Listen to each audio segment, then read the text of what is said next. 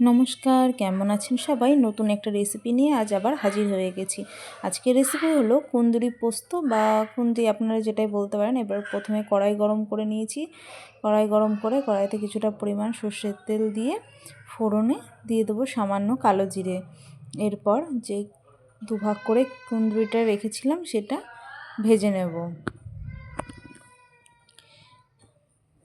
ভালো করে হালকা লাল লাল করে ভেজে নেব। এরপর ভাজার মধ্যে দিয়ে দেবো সামান্য নুন আর হলুদ।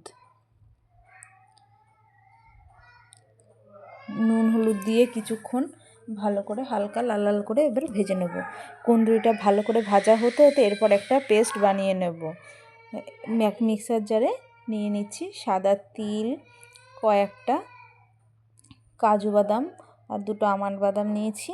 এরপর দিয়ে দিলাম 1 চামচ পরিমাণ পোস্ত আর দিয়ে দেবো আপনারা যেমন ঝাল দেবেন সেই অনুযায়ী লঙ্কা বাটা। কুঁদরিটা ভালো মতন ভাজা হয়ে গেছে।